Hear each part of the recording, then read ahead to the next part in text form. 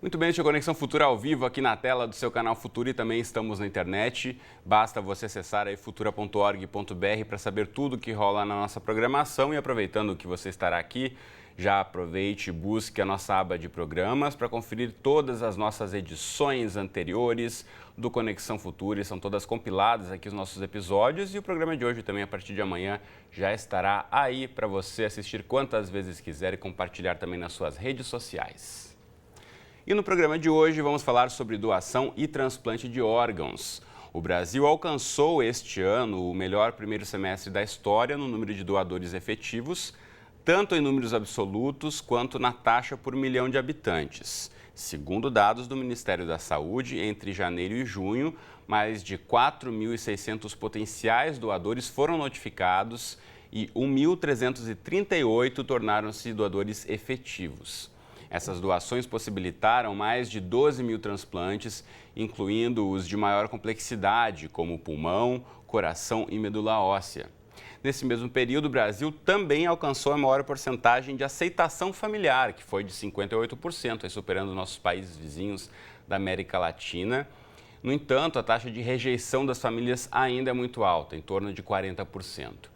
Então, no programa de hoje, vamos falar aqui de políticas públicas, de questões culturais, religiosas e práticas que envolvem esse procedimento que pode salvar muitas vidas. Para essa conversa, recebemos aqui no estúdio ao meu lado está a Jaqueline Miranda, que é coordenadora de transplante do Instituto Nacional de Cardiologia. Bem-vinda, tudo bem? Tudo bem. Bom, também conosco aqui no estúdio está o Onofre Barros, que é membro da Associação Brasileira de Transplante de Órgãos no Rio de Janeiro. Bem-vindo, Onofre. Obrigado, boa tarde. Bom, e logo mais participa também com a gente, direto de Brasília, o Éder Murari Borba. Ele é coordenador do Sistema Nacional de Transplante do Ministério da Saúde. E você em casa, como sempre, claro, também é nosso convidado. Então aproveite aí para tirar as suas dúvidas sobre transplantes, compartilhe essa história com a gente, mande mensagens, comentários e opiniões nas redes sociais. Primeiramente, vamos lá ao facebook.com/Canal Futura Oficial. Você já encontra aqui esse post que você pode curtir, comentar e compartilhar aqui o lacinho verde, simbolizando a campanha para sensibilizar todos em relação à doação de órgãos. Então, deixe registrada aqui a sua questão. Também aproveite e mande mensagens no Twitter em até 140 caracteres para @Canal Futura. Ou ainda pegue o seu celular, salve aí o Canal Futura nos contatos e mande um WhatsApp no 21 968 668 414. Números também aqui embaixo para você. Ou ainda tem o bom e velho telefone fixo que segue à disposição aí no 0 Operadora 21 2273 5020. Enquanto você manda o seu recado, eu começo aqui já o nosso bate-papo. Mais uma vez, bem-vindos os dois. Obrigado pela presença. Bom, primeiramente a gente vê nesses dados divulgados do Ministério da Saúde, uma comparação ainda das últimas décadas, tem crescido, né, de fato, o número de transplantes. A gente vê aí a estrutura sendo aumentada, mais hospitais e tudo mais, mas ainda uma questão pontual e sensível é na hora em que há possibilidade de ser feito o transplante, quem vai decidir ou não ainda será a família, né? Então, eu queria primeiramente ouvir de você, Jaqueline, como é que essa questão pode começar no dia a dia, de a pessoa que quer ser doadora, sensibilizar, conversar com seus familiares em relação a isso? Esse ponto é muito interessante, porque a despeito do crescimento da aceitação no transplante no Brasil, a gente ainda tem um número que poderia melhorar, né? E o grande marco da negativa familiar, ele vem muitas vezes de um posicionamento que a pessoa em vida passou para a família, numa expectativa de que ela não era candidata à doação, né? Então, mais do que metade desses 40% estão relacionados a esse posicionamento em vida, junto aos familiares. Isso não é um dado nacional, isso é um dado internacional, o que merece um escaneamento melhor, né? Então, por que aquele indivíduo se posicionou negativamente? Será que ele teve todas as informações para que ele, de fato, refletisse nesse posicionamento e ele, obviamente, vai ser respeitado pela equipe, pela família? Ou se faltou oportunidade de uma conversa melhor, de um entendimento melhor, né? Então, eu acho que é nisso que a gente, domingo passado, fez uma campanha tentando trazer um pouco de conhecimento para a população, para que a gente possa melhorar esse indicador. Onofre, como é que você vê essa questão em relação do lado médico, né? Porque o médico com certeza quer salvar vidas, quer fazer o transplante, muitas vezes tem a possibilidade até, mas há uma negativa, muitas vezes, como disse a Jaqueline, por falta de informação ou que aquilo não é muito bem conhecido entre aquele grupo de familiares. Na verdade, o que a gente pode ver é que é muito frustrante ver necessariamente o que você falou sobre a falta de informação. Muitas vezes é negativa, mais do que uma decisão da familiar, foi porque a família não entende bem como é que o processo acontece e como ela poderia participar do processo. O que a gente sabe é que no inconsciente popular, aí, o que a gente tem? A questão da morte é uma questão que é um tabu. Então é muito difícil as famílias se juntarem e discutirem numa mesa, num jantar, uma questão de morte. A primeira coisa que vai dizer o outro familiar, não fala nisso, isso não vai acontecer. Então é importante e estimulado por diversas campanhas que isso seja discutido previamente, que a sua família saiba qual é a sua posição. E aí, a partir disso, e aí praticamente 100% das vezes, a família acaba seguindo ali o desejo do familiar. Isso que é o mais importante, que seja uma experiência positiva para a família, no caso da doação ou da não doação, e que seja uma questão consciente do direito da família, da possibilidade de doação de órgãos. Muito bem, eu vou chamar agora então para a nossa conversa, direto de Brasília, o Éder Murari Borba, que é coordenador do Sistema Nacional de Transplantes do Ministério da Saúde. Éder, tudo bem com você? Bem-vindo à Conexão Futura. Opa, tudo bem? Boa tarde a todos. Obrigado aí pela participação. Eu falo com você sobre a questão dos familiares daqui a pouquinho, mas antes só para a gente registrar, né, que na última década o Ministério registra aí o crescimento de 64% no número de transplantes realizados no Brasil, passando de pouco mais de 14 mil procedimentos em 2014 para mais de 23 mil no ano passado, de 2004 para 2014, houve esse aumento de quase 64%. Mas quando vai ver os números absolutos, a grande maioria dos procedimentos é realizada nas regiões sul e sudeste ainda, né? Nos estados de São Paulo, Minas, Paraná e Rio Grande do Sul. Qual a estratégia do Ministério para ampliar esse atendimento também nas regiões norte e nordeste, Éder? A realidade é que a produção de transplantes no Brasil, ela tem a ver com o acesso a demais outras questões da área de saúde. O principal problema hoje que temos é essa disparidade regional que você se refere, isso é uma verdade, né? Enquanto nós temos regiões no Brasil em que você tem os mesmos índices da Europa e dos Estados Unidos, nós temos regiões de mais difícil acesso em que o número de doadores por milhão e o número de transplantes por milhão ainda é muito baixo. Nós temos feito inúmeras ações no sentido de reverter esse quadro, mas como você sabe, o Brasil, o Sistema Único de Saúde, ele é administrado de maneira tripartite.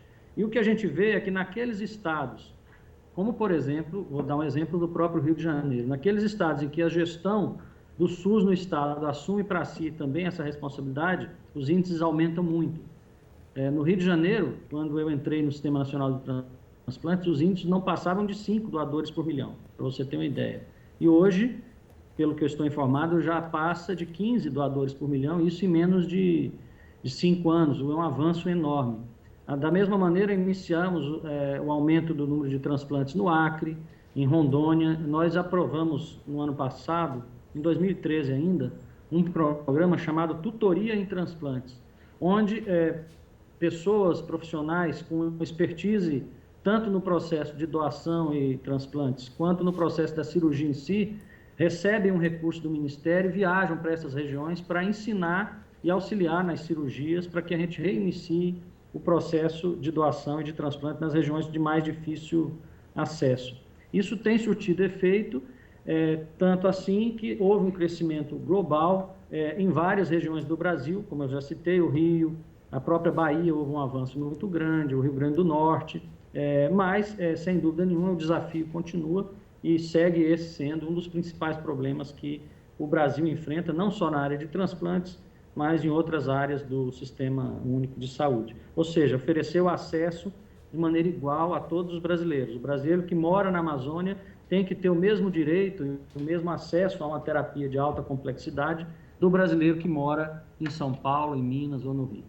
Sem dúvida. Éder, eu volto a chamar você daqui a pouquinho, quero só repercutir essa questão também com os nossos entrevistados aqui no estúdio. Jaqueline, a gente vê muitas vezes, né, em São Paulo, principalmente por ser o principal centro de referência, onde tem o maior número de registros de transplantes, muitas vezes famílias vêm de outros estados, isso complica ainda mais, né, a situação que já é delicada daquele paciente, ao ter que se remover para outro estado, esperando numa fila de espera, né, por um órgão primeiro e depois para conseguir um transplante. Então, de que forma a gente pensar em aumentar o número de centros de referência pelo país poderia também facilitar o atendimento a esses pacientes? Sem dúvida. Em relação, especialmente ao coração, isso é muito pertinente, porque muito tempo a gente ficou sem transplante de coração no estado, né?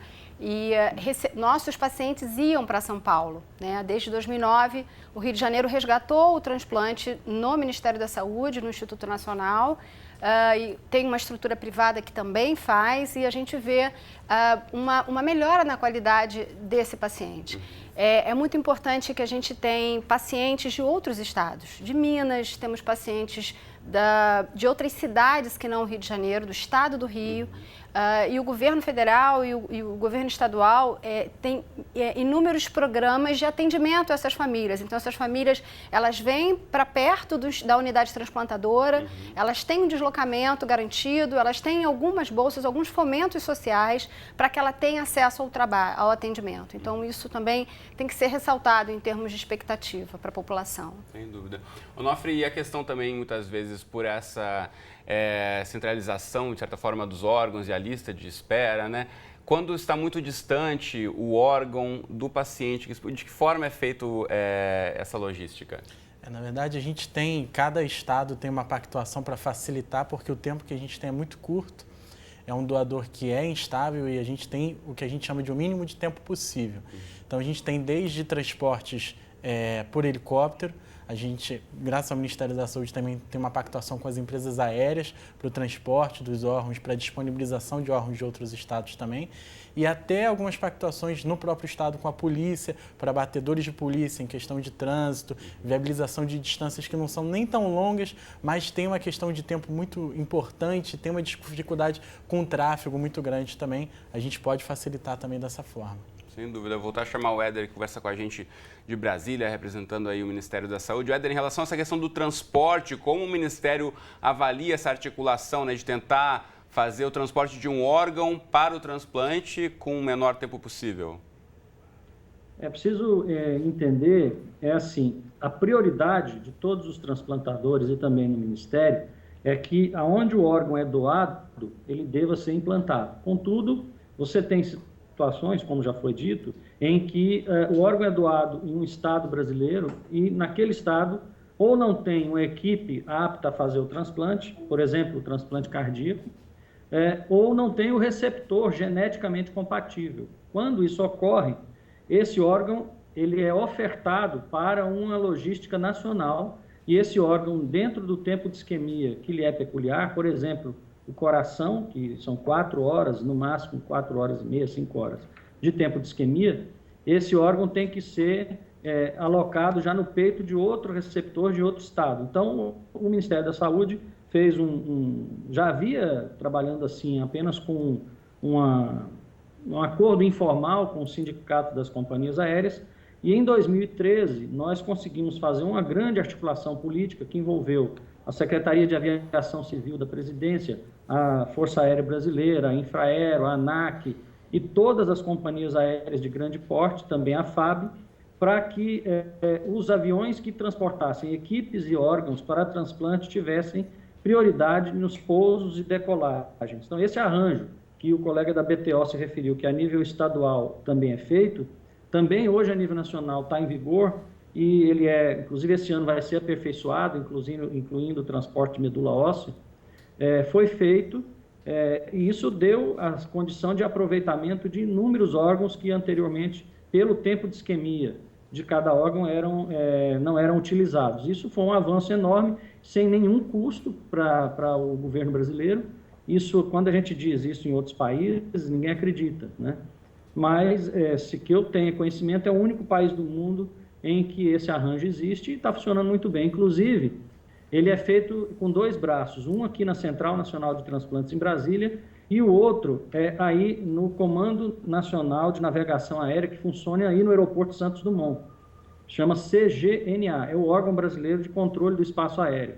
Nesse órgão, existem representantes de todas as companhias aéreas, da ANAC, da Infraero, do Banco Central, não me pergunte por quê, e da Central Nacional de Transplantes. São os dois únicos órgãos que não da aviação civil que têm assento nesse Comando Nacional de Navegação Aérea que funciona aí no Rio. Essa questão do Banco Central fica a dúvida para a gente discutir numa outra pauta. Eu volto a chamar você daqui a pouquinho, Éder, rapidamente, que o pessoal de casa está mandando várias perguntas e dúvidas em relação à doação de órgãos. Quero começar a trazer as perguntas do público também. Você de casa que não mandou a sua, aproveite aí o WhatsApp, o Twitter, o Facebook e o telefone, vão aparecer aqui embaixo os contatos. Já agradeço aqui a Gabriela de Campinas, que mandou um WhatsApp para a gente. Obrigado, Gabriela. E ela faz uma questão muito importante aqui. Ela diz que cada pessoa deseja ser um futuro doador e a família se negue a doar, não vai adiantar de nada essa conversa anterior. Aí ela pergunta e questiona, o certo não seria ter alguma lei, alguma modificação para garantir aí que quem fosse doador deixasse, por exemplo, um documento em cartório? Ela pergunta, isso de fato já funciona hoje em dia? Tem alguma legislação? Como é que vocês veem? Vocês estão no dia a dia aí atendendo as famílias e que estão esperando por órgãos? Apesar de lei anterior, o que funciona atualmente é que a família, necessariamente, ela deve autorizar a doação de órgãos. É isso que a gente tem na legislação atualmente. Mesmo que você tenha um documento por escrito, algumas pessoas tinham até um pouquinho aquela documento de identidade anterior que dizia que era doador de órgãos. Antigamente tinha até uma campanha, né? Tentando conscientizar o brasileiro a fazer um novo documento de identidade dizendo sou doador de órgãos. Isso também não adianta mais, não funciona. Isso daí, no ponto prático, legal, não vai querer dizer que você vai ser um doador de órgãos se a família negar. No entanto, como a gente falou antes, toda a questão que você deixa documentada ajuda a família a entender qual é o seu posicionamento. E esse posicionamento sempre é respeitado.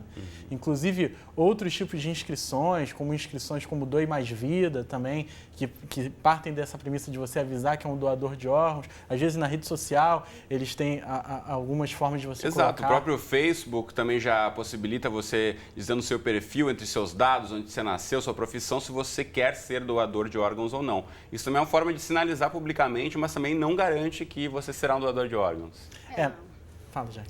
Não, e é um momento de muita dor, né? Então, imagina, a gente está falando de potenciais doadores, são indivíduos jovens que muitas vezes morreram de maneira brutal.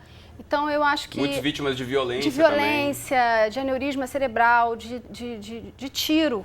Então, você se colocar um pouco naquele lado da família, de ter que estar tomando essa decisão, é muito difícil. Então, trazer o conhecimento para dentro das famílias, para que isso seja debatido e que se a vontade dessa pessoa tiver sido expressa de alguma maneira, eu tenho certeza que após um pouco de reflexão, um pouco de conversa, depois que a ficha cair, que a família vai ser porta-voz do desejo daquela pessoa que ela amava. Então, a gente entende que essa manifestação, esse movimento, ele é muito salutar, no sentido de que vai estar trazendo a melhora desses indicadores, porque 40%, por mais que a gente esteja comemorando no Rio de Janeiro, 36% é um número historicamente 36% só do Rio. Então, nossa, isso de rejeição das famílias, só para pontuar que índice é esse. Negativa familiar de 36% no Rio é uma coisa que é fruto de muito trabalho do Programa Estadual de Transplante, das assistentes sociais, é um número para comemorar, mas a gente tem 70% no Nordeste. Então, nacionalmente, o que você citou, em torno de 40%.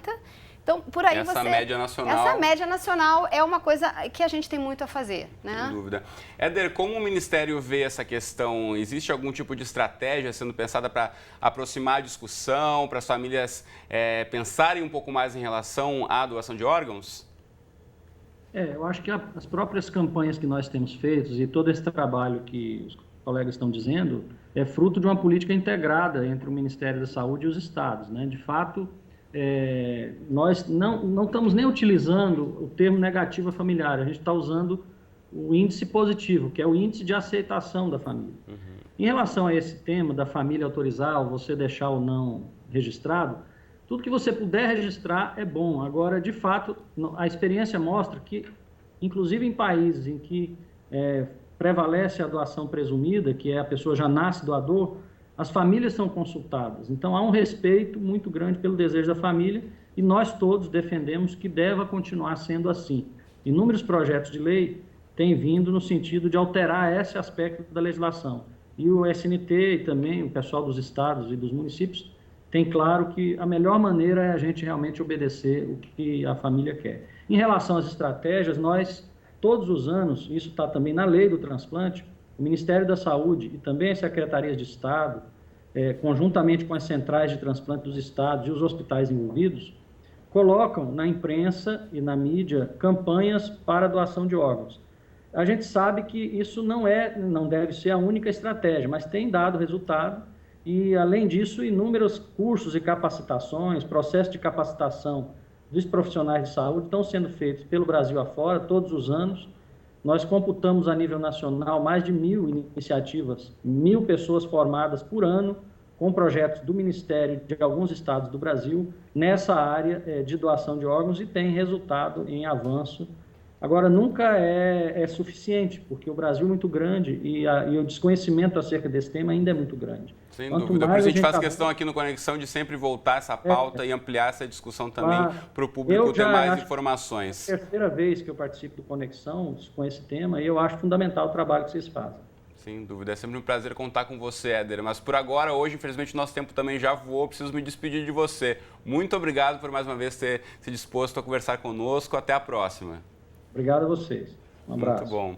Mostro para você de casa, então, na internet, onde você pode buscar as informações aqui oficiais do Ministério da Saúde. Deixa eu colocar aqui a página do portal para você, saude.gov.br.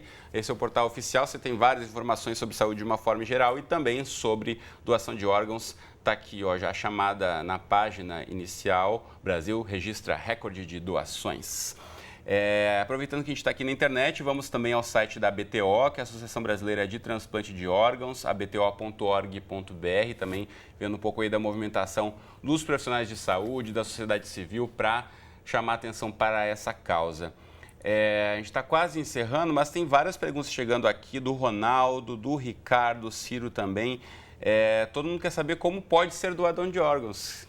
E aí, Jaqueline, quem pode ser, como ser doador de órgãos? Então, a melhor forma é falar para quem você ama, né? Para quem vai responder por esse sim, o seu desejo. Então, essa manifestação nas suas redes sociais, a inscrição no Doe Mais Vida, que é uma política do Estado do Rio, numa expectativa de também você se manifestar em vida. Tudo isso são ações integradas que eu acho que vão facilitar esse entendimento. Muito bem. Tem a pergunta aqui também do Ricardo, em que circunstâncias os órgãos não podem seguir para doação, como é que os médicos fazem essa avaliação e se uma pessoa não identificada, que também não apareceu um familiar, pode ter os órgãos doados? Na verdade, a gente tem uma equipe que sempre dá uma olhada, avalia com calma o paciente, porque a gente tem uma das regras do transplante é que não pode haver dano ao receptor, não pode haver novos danos aos receptores. Então, quanto a doença infecto-contagiosa, se tem alguma outra doença. Então, aquele órgão tem que estar em perfeito estado. Em perfeito estado e o doador também em perfeito estado e uma manutenção contínua para que ele suporte a esse tempo dos exames, da entrevista, de tudo isso que tem que acontecer antes. E é importante salientar que quando se é feito o diagnóstico de morte cerebral, a gente tem 24 horas para manter esse doador ainda viável para a saída dos outros órgãos, né? Porque em 24 horas ou um pouquinho mais ele vai evoluir para óbito impreterivelmente. Por isso a gente já declara o óbito antes do coração parar, né? Então, a manutenção desse potencial doador nesse período envolve a realização de vários exames, envolve essa conversa com a família. Muitas vezes a família quer o corpo na hora. Isso é uma coisa interessante para a gente estar chamando a atenção em termos de negativa familiar, né? Ou de o não da família. Vem muito disso. 17% querem um corpo logo. E muitas vezes a gente precisa desse período para viabilizar a equipe, os órgãos. Então, chamar a atenção do quanto é nobre esse momento, né? Uma pessoa que vai a óbito vai estar beneficiando dois candidatos a rim, um coração, um pulmão, um fígado. Então, quantas vidas serão salvas a partir dessa espera?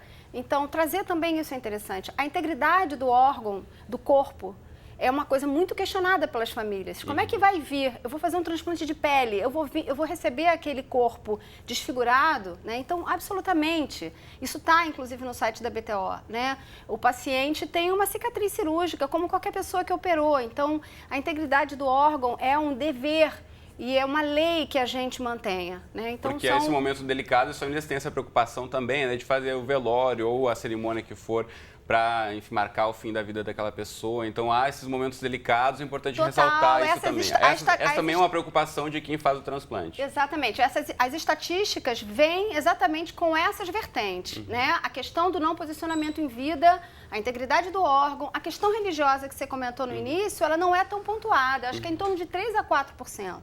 Eu acho que a coisa da religião não vem muito agregada, mas esse restante vale a pena esmiuçar, né? Muito bom. Infelizmente, o nosso tempo aqui já está estouradíssimo. Então, Onofre e Jaqueline, muito obrigado pela presença. É um prazer conversar com vocês.